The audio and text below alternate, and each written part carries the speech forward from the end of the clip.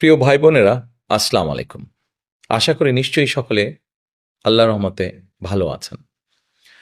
আজকে এই মুহূর্তে আমি আপনাদের সামনে আ আমাদের অনেকগুলো চিন্তাভাবনা যেগুলো এর ভিতরে আপনাদের সাথে আলাপ করেছি, সমাজের বিভিন্ন শ্রেণী, বিভিন্ন পেশার মানুষকে নিয়ে।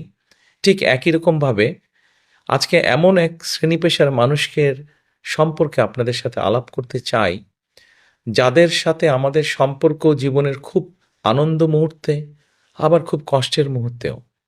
জীবনের বিভিন্ন গুরুত্বপূর্ণ বাঁকে আমরা এই মানুষগুলোর কাছে যাই, তাদের পরামর্শ গ্রহণ করি। কারা তারা? তারা হচ্ছেন আমাদের সমাজে যারা পরিচিত মসজিদের ইমাম সাহেব হিসাবে, যারা পরিচিত খতিব হিসাবে, যারা পরিচিত মুয়াজ্জিম হিসাবে। এই মানুষগুলোর কথা আমি বলতে চাইছি। এছাড়াও আমি মুসলমান, স্বাভাবিকভাবেই আমি আমার খতিব সাহেব, আমার মুয়াজ্জিম সাহেব, আমার ইমাম সাহেবের কথা আমি যেমন চিন্তা করছি, একইভাবে এই দেশের নাগরিক হিসাবেও অন্য ধর্মেও যারা আছেন, সেই ধর্মের ধর্মীয় প্রধান যারা আছেন, তাদের কথাও আমরা চিন্তা করছি। এখন চিন্তাটা কি?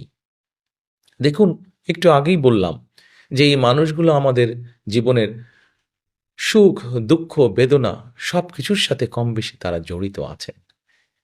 যেহেতু তারা জড়িত আছেন, আমি মনে করি, আমার দল মনে করে, আমাদের দল মনে করে যে এই মানুষগুলোর পাশেও রাষ্ট্র বা সরকারের দাঁড়ানো উচিত।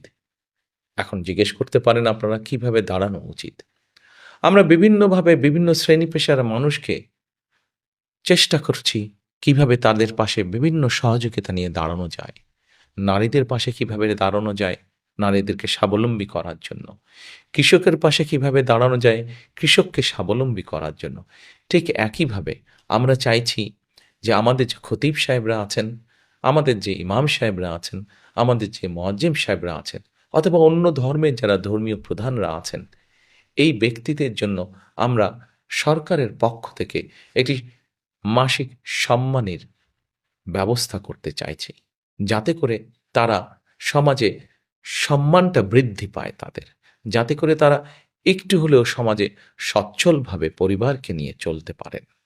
শুধু তাই নয়, আমরা চাইছি একইভাবে এই ব্যক্তি সম্মানী ব্যক্তি যাদের কথা বললাম, এই ব্যক্তিদের মধ্যে যদি কোনো রকম প্রশিক্ষণ দেওয়ার মাধ্যমে তাদের দক্ষতা বৃদ্ধি করা সম্ভব হয়,